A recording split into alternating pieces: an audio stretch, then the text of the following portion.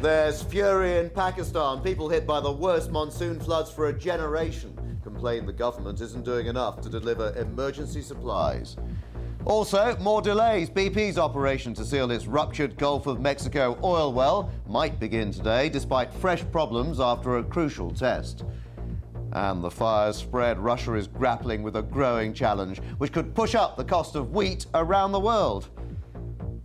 Welcome to BBC World News. I'm Jonathan Charles. And I'm Sally Bundock. Later in World Business Report, boom times for BMW. Demand from China is expected to fuel a surge in profits.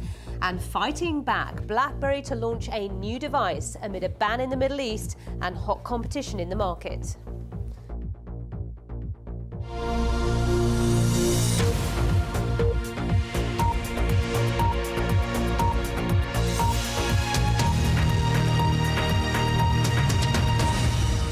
Anger is growing in Pakistan. People living in the northwest of the country, hit by the worst floods in a generation, are railing against the government. They claim that it's failing to provide enough emergency assistance nearly a week after the monsoon rains fell. Bronwyn, thank you very much indeed for joining us. Bronwyn Curtis there from HSBC. And that's just about it from the two of us. That is. We'll see you soon. Thanks for joining us.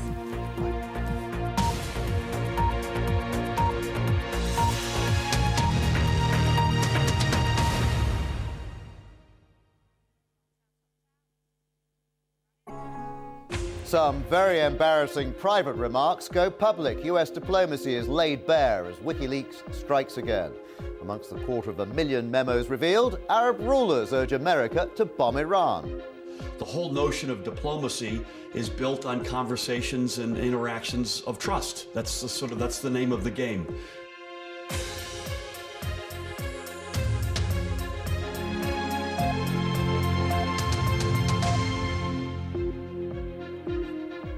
Welcome to GMT. I'm Jonathan Charles with a world of news and opinion. Also in the programme, anger in Haiti. Voters and many of their presidential candidates joined together to claim the elections there were rigged. And you don't have to be mad to play here, but it does help. The extreme sport drawing Olympic hopefuls to a tiny island in the Indian Ocean. It's lunchtime in London, 4 p.m. in Tehran and 7:30 a.m. in Washington, where there's plenty of anger and embarrassment today.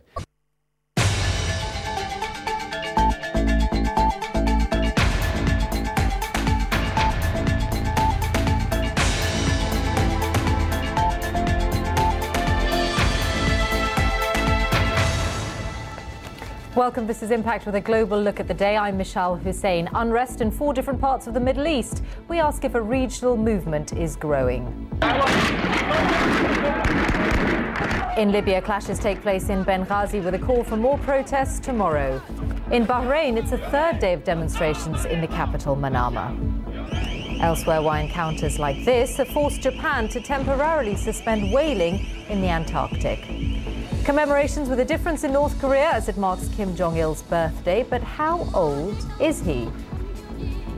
And our man at the high-tech fair in Barcelona discovers what tomorrow's mobiles can do for you. Our Impact headlines today.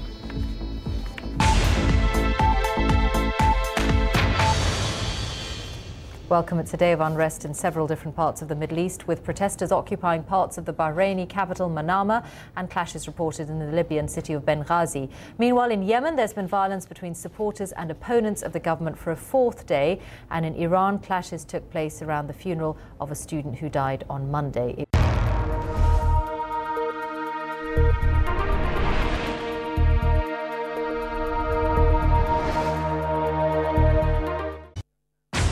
Tens of thousands cut off in Australia, 3 people dead in the last 3 days, entire communities underwater, and the flooding has yet to peak. I'm Peter Dobby, you're with The Hub. With airports and roads closed, the military is racing to get the help into Queensland as it stockpiles medical supplies.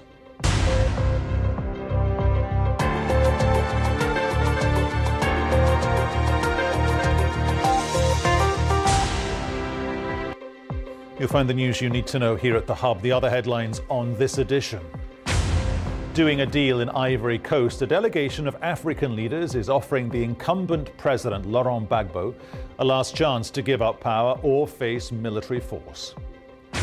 Pakistan's Prime Minister Yusuf Raza Gilani is holding emergency talks with opposition figures as his government battles for survival. And why Syria, a predominantly Muslim country, is banning female students from wearing the full face veil.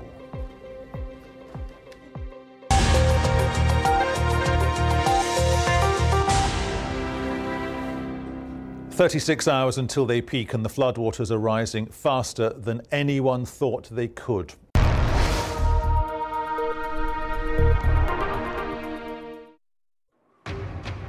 This is BBC World News Today. I'm Lise Doucette in the Egyptian capital, Cairo. On the day, the mood turned violent in Tahrir Square. As pro-Mubarak supporters came out in force, there were clashes with the anti-Mubarak movement. The situation tonight remains volatile. Everybody here has come today because everybody has left Hosni Mubarak. He's the president and he's the father for everybody. There was also a surge in pro-Mubarak support on the streets of the second city of Alexandria. There's a tense night ahead. So much for the peaceful and orderly transition the rest of the world had wanted to see. As Washington condemns the violence, we ask, who holds levers of influence with Cairo now? And I'm Kirsty Lang in London with the rest of today's news. Another Arab president under pressure in Yemen, Ali Abdullah Saleh, says he won't be standing for re-election. And it's been called the most powerful storm ever to hit Australia. Cyclone Yasi bears down on the Queensland coast.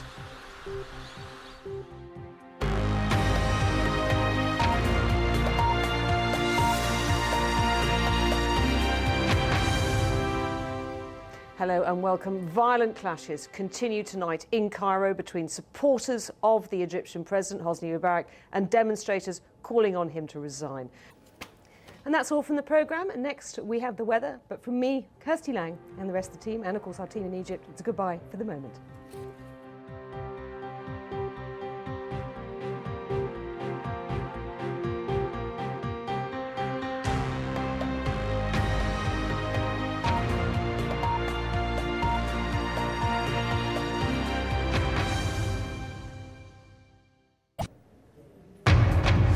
This is the Business Edition with me, Tanya Beckett. Solving the Eurozone debt crisis, EU leaders finalise their plans, just as Portugal, despite its denials, looks one step closer to asking for a bailout. Dramatic pictures of the violence in southern Syria. The government denies security forces opened fire on demonstrators, but orders the release of people detained in the recent unrest. In Libya, reports of talks between the rebels in Benghazi and Colonel Gaddafi's forces in the east. And in New York, another rise on the stock markets, impressed by some strong corporate results. Also coming up on the programme, another setback to BP's plans in Russia as a tribunal rules against its planned deal with Rosneft.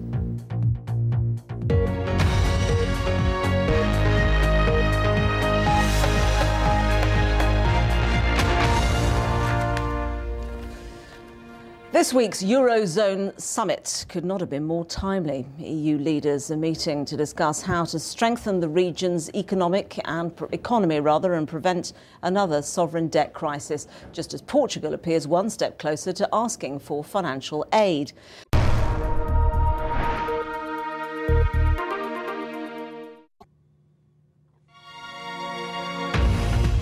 This is BBC World News America reporting from Washington. I'm Matt Fry. You're fired.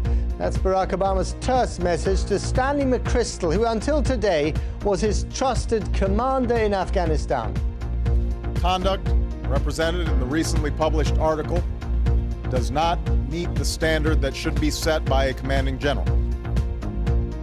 The new man in charge is a familiar face, and so are his challenges: root out the Taliban and map an exit strategy at the same time. A wild day in sport. At the World Cup, England and the US each do just enough to survive, while at Wimbledon an epic all-day match breaks all the records. And it's a profession that people don't exactly flock to. Tonight's first-person account comes from the world's only swan herder.